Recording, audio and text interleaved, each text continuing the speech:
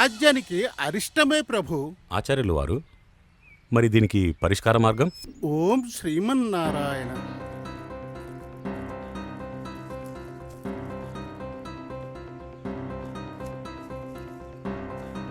క్షుణ్ణంగా పరిశీలించండి. ఉంది ప్రభు. మన రాజ్యములోని అన్ని దేవాలయాల్లో పూజలు, శాంతి హోమాలు జరిపించాలి ప్రభు.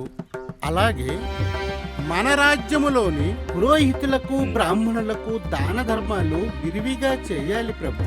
అలాగైతే ఆ దోషం తాలూకా ప్రభావం కొంతవరకు తగ్గుతుంది ప్రభు. ఆ ఏర్పాట్లు మీరే చూడండి. మహాప్రసాదం ప్రభు. సెలవు మరి.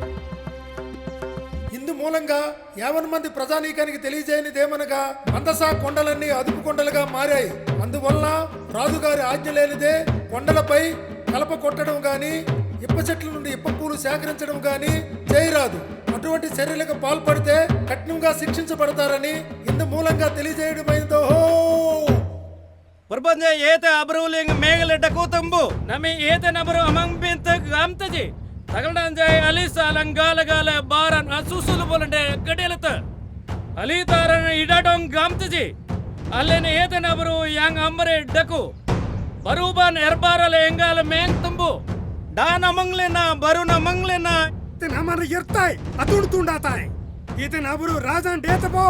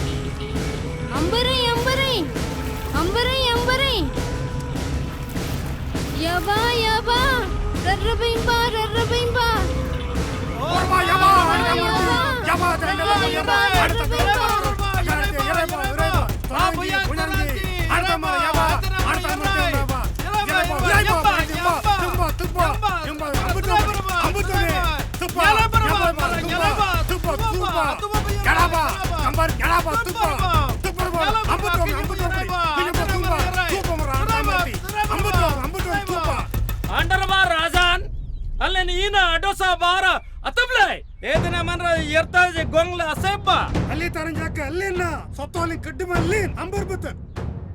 కృష్ణంరాజు, అదుపు కొండల్లో ఉన్నటువంటి చెట్లను గిరిజనులు కొట్టువేసి పోడు వ్యవసాయం చేస్తుంటే నువ్వేం చేస్తున్నావు? నీ వల్ల జమీన్కి ఎంత నష్టం వాటిల్లుతుంది? నువ్వు ప్రభుత్వ ఉద్యోగవా కాదా?